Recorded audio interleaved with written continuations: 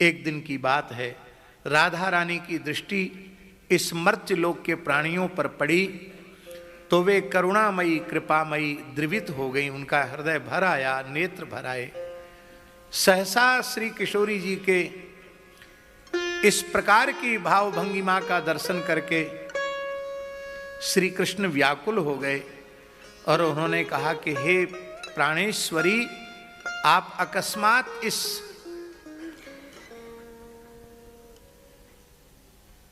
वेदना के भाव से कैसे भर गए। तब राधा रानी ने कहा, हे प्रियतम, यह आपके अंशभूत जो सृष्टि के जीव हैं, आपने इन्हें मानव शरीर अपने चरणों तक पहुंचने के लिए प्रदान किया है, पर ये आपसे विमुख होकर के विषय सुख को ही अपने जीवन का सर्वस्व मान करके ये व्यवहार कर रहे हैं। कितनी बार 84 लाख योनियों के चक्र में भटक रहे हैं, सुअर कुत्ता गधा घोड़ा जाने क्या क्या नहीं बनते हैं, भूत प्रेत पिशाच बनते हैं। इन प्राणियों की पीड़ा का विचार करके मुझे दया आ रही है, उस दया के कारण मेरे हृदय में पीड़ा हो रही है।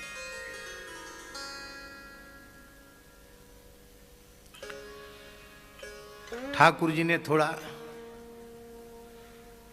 वैचारिक कठोरता दिखाते हुए कहा, हमने तो कोई कसर छोड़ी नहीं, इनके मार्गदर्शन के लिए ऋषियों को धरती पर भेज दिया, संतों को धरती पर भेज दिया, व्यास जी के माध्यम से पुराणों की रचना भी कर दी, फिर भी ये लोग नहीं अपना कल्याण कर पा रहे, तो इसमें हमारा क्या दोष है। राधा रानी ने कहा, ये बहानेबाजी मत करो, इन जीवों को ठीक से आपकी कथा सुनाने वाला कोई धरती पर अभी नहीं गया है। आपकी मधुर मधुराति मधुर कथाओं को यदि ये जीव श्रवण करें तो ये सहसा आपकी ओर आकृष्ट हो जाएंगे, और जैसे जैसे इनका आकर्षण आपकी ओर बढ़ेगा वैसे वैसे ही शरीर संसार का, भोगों का, विषयों का आकर्षण घटेगा, और जब पूरी तरह अनासक्त हो जाएंगे और आपकी संपूर्ण प्रेम की प्राप्ति के अधिकारी बन जाएंगे, तब तो रमा विलास राम अनुरागी तजत बमन इव नरबड़ भागी। बमन के समान जब त्याग देंगे तब मरने के बाद मुक्त नहीं, जीते जी मुक्त हो जाएंगे, और स्वयं तो मुक्त हो जाएंगे, उन प्राणियों से जिनका संपर्क संबंध हो जाएगा वे भी मुक्त हो जाएंगे।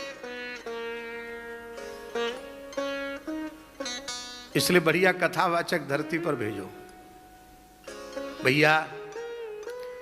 ये भगवान की कथा ही एकमात्र ऐसा साधन है जो जीवों को भगवान से जोड़ती है।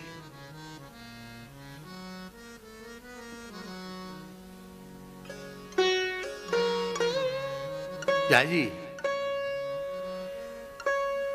पूर्ण शास्त्रीय वैदिक जीवन हो, प्रातःकाल जगने से लेके सोने तक, सोने से लेके जगने तक पंच महायज्ञ सविधि करता हो, वेद पारायण करता हो, समय से त्रिकाल संध्या करता हो, वैदिक अग्निहोत्र करता हो, कहीं से कोई धर्माचरण में न्यूनता न हो, किंतु यदि किसी प्रेमी अनुरागी भगवत भक्त की वाणी से कथा न सुनता हो तो इस धर्माचरण से स्वर्गादि लोकों की प्राप्ति भले ही हो जाए, जीव का परम कल्याण नहीं होगा। जीव का परम कल्याण तो भगवत शरणागति से होगा, भगवत प्रेम से होगा, भगवत सन्मुख होने से होगा, और जीव को भगवत सन्मुख करने वाली केवल और केवल भगवान की कथा है। हम आपको अकाट्य प्रमाण दे सकते हैं। जिन लक्षणों की चर्चा हमने की है वे समस्त लक्षण मथुरावासी ब्राह्मणों में थे। वो आज के कलयुगी ब्राह्मण नहीं। कलयुगी ब्राह्मण से मतलब आप ब्राह्मण निंदा में तात्पर्य मत लेना। कलयुग में भी एक से एक ब्राह्मण पवित्र आत्मा ब्राह्मण हैं, हम उनके चरणों में प्रणाम करते हैं। किंतु दुर्भाग्य की बात है पहले तो अत्यंत दुर्लभ मानव शरीर, मानव शरीर में भी अत्यंत अत्यंत अत्यंत दुर्लभ विप्रकुल में जन्म। इसके बाद भी लोग शिखा सूत्र से विहीन हो रहे हैं, संध्योपासन से शून्य हो रहे हैं, गायत्री जप से विमुख हो रहे हैं, सत्य सदाचार से शून्य हो रहे हैं, खान पान आचार विचार की तनिक भी पवित्रता उनके जीवन में नहीं है। ये कितना बड़ा दुर्भाग्य है।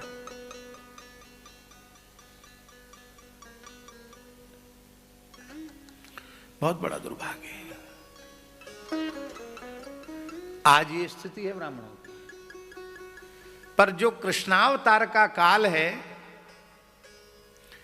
जब आज के 100-500 वर्ष पहले भी ब्राह्मणों की ऐसी स्थिति नहीं थी, तो आप कल्पना कीजिए 5,500 साल पहले कैसे ब्राह्मण होंगे। आप विचार कर सकते हैं।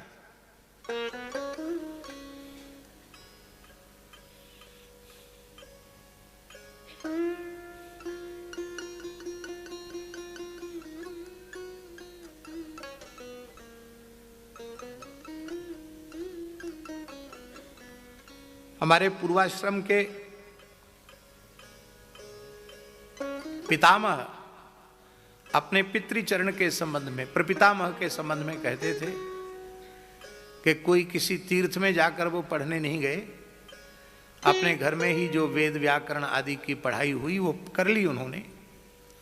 सीधे साधे सरल ब्राह्मण थे। बस निष्ठा ये थी, पूरे जीवन एक सहस्र गायत्री का नित्य जप किया और समय से त्रिकाल संध्या। उनकी बैलगाड़ी में भी उनका सामान रहता था। मध्याह्न स्नान का समय हो गया तो तुरंत स्नान किया, फिर संध्योपासन किया, इसके बाद आगे बढ़ेंगे। कभी नित्य कृत्य में चूक नहीं हुई। दिव्य भव्य स्वरूप था। तो बताते थे वो कि बहुत बड़े कोई न्याय व्याकरण वेदांत आदि के प्रकांड पंडितों ऐसे नहीं थे, लेकिन जिस पंडितों की सभा में वे जाकर बैठ जाते थे, उनके सामने लोग बोल नहीं पाते थे। उनके आभा मंडल से, उनकी आभा प्रभा से, उनके ब्रह्मत्व के तेज से लोग हतप्रभ हो जाते थे। बड़े बड़े पंडित उनके सामने बोल नहीं पाते थे। कहीं इनके सामने हमको बोलने की हिम्मत नहीं होती। और किसी को डराते धमकाते थे क्या?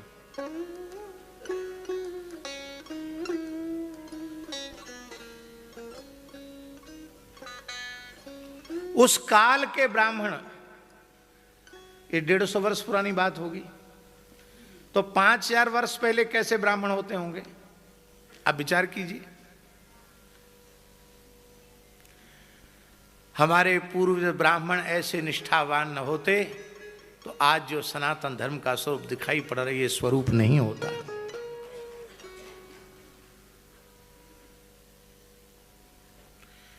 और वे ब्राह्मण, मथुरा के ब्राह्मण त्रिकाल संध्योपासन करते हैं, आहताग्नि हैं, अग्निहोत्री हैं, वैदिक हैं, श्रौत यज्ञ कर रहे हैं।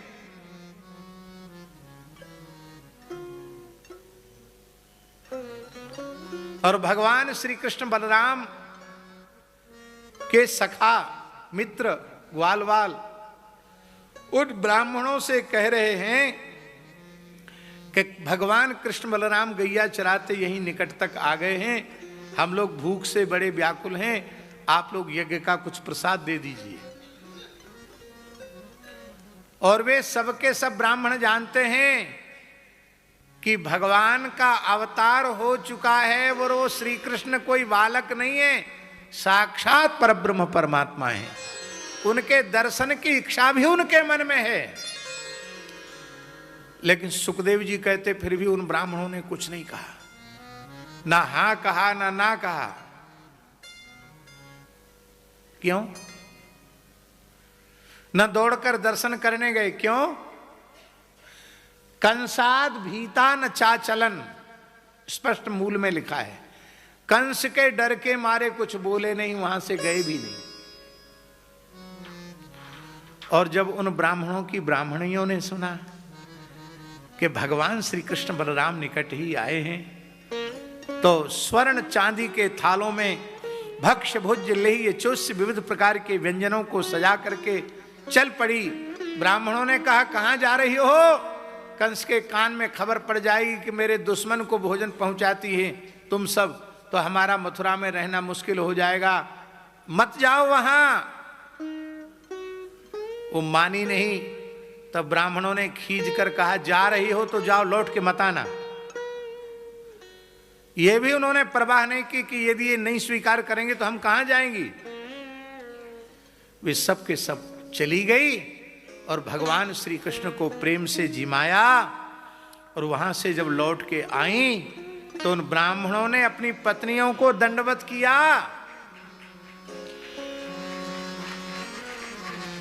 और क्या कहा उन ब्राह्मणों ने? दिग्जन्मनस्त्रिवृद विद्याम दिग्व्रतम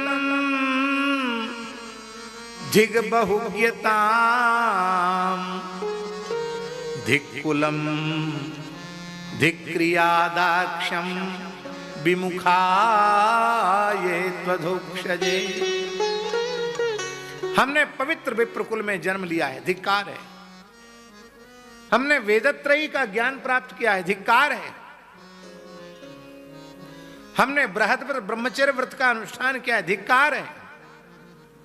हमने बहुत शास्त्रों का अध्ययन करके ज्ञान प्राप्त किया, धिक्कार है। क्यों? हमारी कर्मकांड की कुशलता को धिक्कार है, हमारे कुल को धिक्कार है। क्यों? क्योंकि सब कुछ है हमारे जीवन में, पर श्री कृष्ण प्रेम हमारे जीवन में नहीं है, श्री कृष्ण की भक्ति हमारे जीवन में नहीं है। इसलिए हमारे जीवन की सारी विशेषताएं व्यर्थ हो गई। आपने एक लिखा, आपने एक लिखा और एक के पीछे एक शून्य लिख दिया तो कितने हो गए? दूसरा शून्य लिखा तो कितने हो गए? तीसरा लिखा तो कितने हो गए? चौथा लिखा तो कितने हो गए? पांचवा शून्य लिखा तो कितना हो गए? शून्य बढ़ाते चले गए, संख्या बढ़ती चली गई। अब हम आपसे पूछते हैं, आपने 1,00,000 शून्य लिख दिए और एक हटा दिया तो कितना बचा? ये सब हमारे जीवन की विशेषताएं, ये सब जीरो हैं, शून्य हैं। ये तभी सार्थक हैं जब भगवान की भक्ति की एक इकाई हमारे जीवन में हो, नहीं तो हमारे जीवन में सब कुछ शून्य है। हमने अपने परिश्रम पुरुषार्थ से जो कुछ पाया है उसकी कोई महिमा नहीं है, क्योंकि उससे जीव के कल्याण का कोई लेना देना नहीं, वो सब का सब यहीं छूट जाने वाला है। लोग कहते हमारा नाम रहेगा। बड़े बड़े नेता होते हैं भगत जी, और जब वो मर जाते हैं तो उनके अनुयायी नारे लगाते हैं, जब तक सूरज चांद रहेगा अमुक नेताजी का नाम रहेगा। और अभी मरे हुए उनको साल भर नहीं बीती, उन नारे लगाने वालों से पूछो किस तारीख को मरे थे, भूल गए। लो साहब, साल भर भी याद नहीं रख पाए। नेताजी कब मरे थे, भूल गए। सब झूठा है। इसलिए गोस्वामी जी ने कहा, राम नाम को अंक है, सब साधन है सून, अंक गए कछु हाथ नहीं, अंक रहे 10 गुण। अंक गए कछु हाथ नहीं, अंक रहे 10 गुण।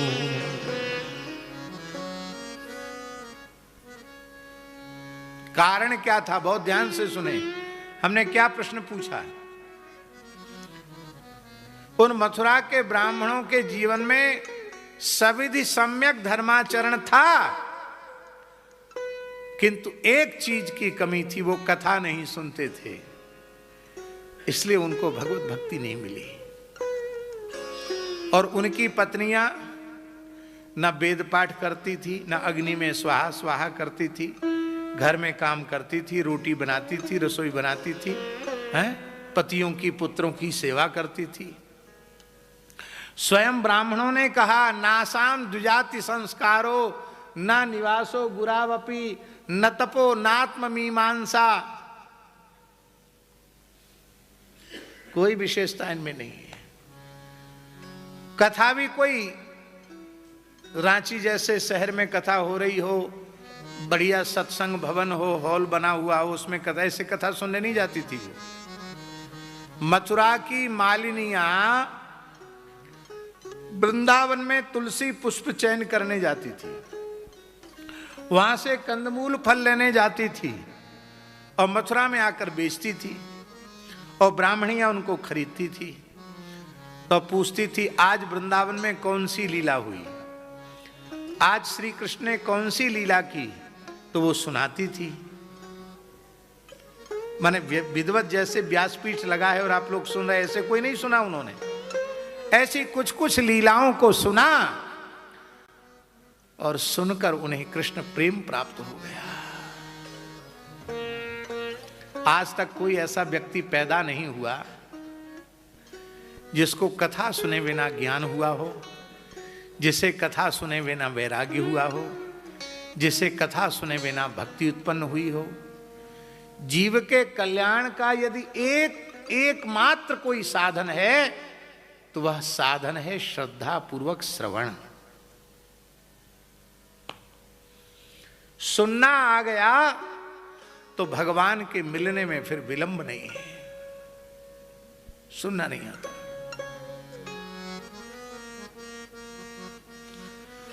कथाओं का स्वरूप भी ऐसा हो गया है कि कथाएं के केवल मनोरंजन का साधन बनकर रहेगी। अरे भाई, मनोरंजन के तो बहुत से साधन संसार में पहले से उपलब्ध हैं, वो कम पड़ गए क्या? कथा मनोरंजन का साधन नहीं है, कथा आत्मरंजन का साधन है।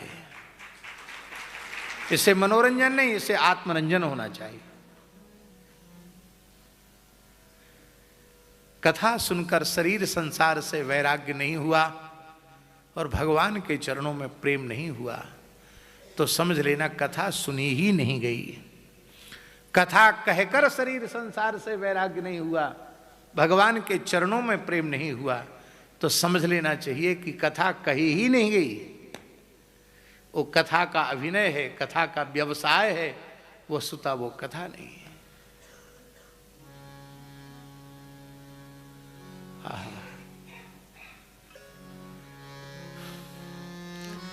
इसलिए जीवों के कल्याण का एकमात्र साधन है कथा श्रवण करना।